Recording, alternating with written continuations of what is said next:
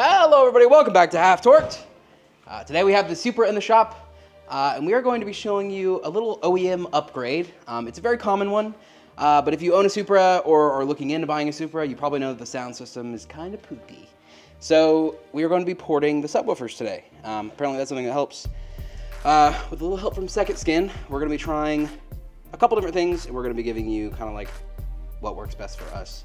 And giving you like a little in-depth tutorial on how to do it and make your OEM subwoofer sound a little bit better. You think it sound great because they look good and it's a dual subwoofer system, but for some reason the sound on this car is very mediocre. So we're gonna get it to sound a little bit better. Yep, and we're gonna try that using 3D printed ports.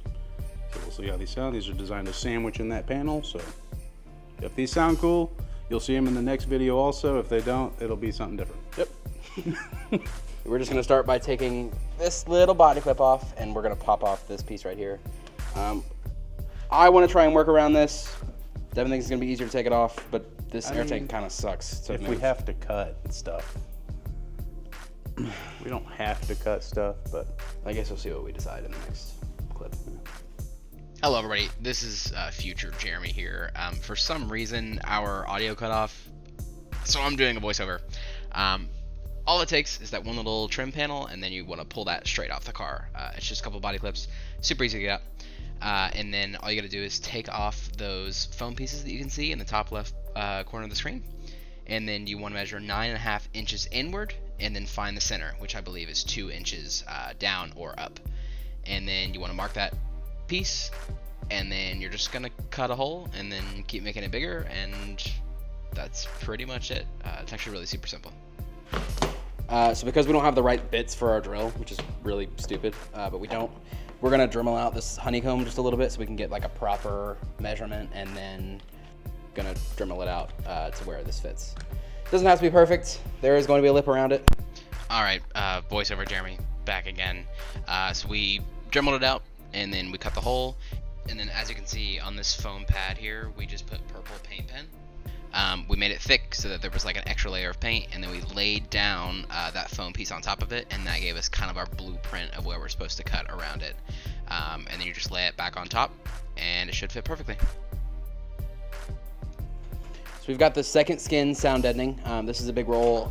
This is for another project that we're not allowed to talk about. But this right here is what I've got cut out. In total, this is 28 inches.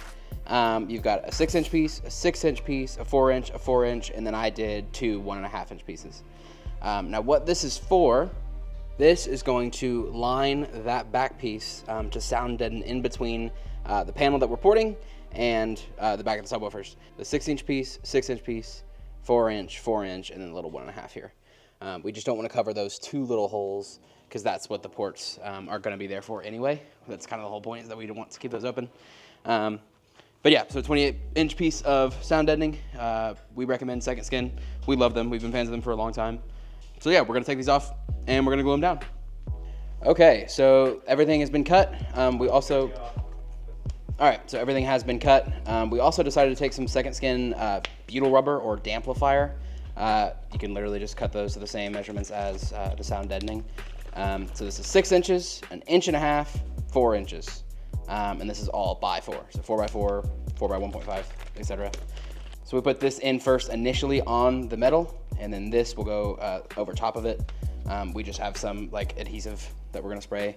We'll glue it in, and then we're gonna fill it with pillow stuffing, basically. So that's really it. It's actually like a super easy install. I can't wait to hear the difference. And throw this in. So the damplifiers are in. Let me just see, I'll show you in here. You can see kind of like this black skin that we rolled onto there. And then we're just gonna throw these on top of it. I'm gonna have Devin spray the adhesive on outside of the car first, and then we're gonna throw them in there.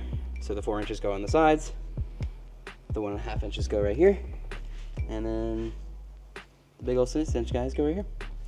And then after that, my wife is on the way with some like pillow stuffer basically. And in these 2 holes down here, which you can't see really, we're gonna stuff all of that with pillow stuffer, and that's gonna make it more dense. But you don't wanna do it with a material that's so dense that air can't go through it, and that's why we're not gonna do it with like an old towel. So you want something that air can still flow through, kind of like cotton. But cotton would be a pain in the butt to get in there and keep in there. So Bunch of cotton balls. yeah, so we won't do that. So we're just gonna do like a pillar stuffer, and that should be it pretty much. Cool. All right, so this is the finished product here. Looks really good actually, just came out really well. And then we use this stuff, Polyfill Premium Polyester Fiber Fill, and we stuffed it in those 2 holes back there. You'll just kind of feel it get tighter, and that's when you stop. So yeah, that's pretty much it. We're gonna throw the panel in. It's gonna be hard to pick up the sound. That's why we didn't film it before, because you can't really tell on camera. But we did a little test sound without everything reassembled, and it already sounds like so much better. I actually have the Bav Sound subwoofers, and it just doesn't, I don't know, it doesn't do much for the car. The car just doesn't sound great. I think that this is really what transforms it. And obviously there's a lot going into it, so it's not just the ports, it's not just the sound deadening, it's not just the fill, but it all makes it sound better. And we'll see. Let's get it reassembled, and we'll give you a rating, what we're looking forward to. All right, so we have ported the subwoofers. It's been about a week and a half-ish since we've done it. It sounds so much better. I really wish I could get it on a sound clip and kind of try to explain exactly what changed. But if you own a Supra, you know that the sound system is pretty rough, and this just helps. I think a lot of it was more the second skin, like the amplifier and stuff that we did over the actual porting itself. But dude, there's no rattle at all, and as someone who's not like an audio head, I noticed a huge difference. And I don't know exactly how to explain it, but there was some kind of rattle. The box is just too open, and there's too many things going on, and this just kind of holds it solid together and reduces all that vibration and the rattling in the metal. It sounds so much better. So this is definitely a must-do. It's just so easy.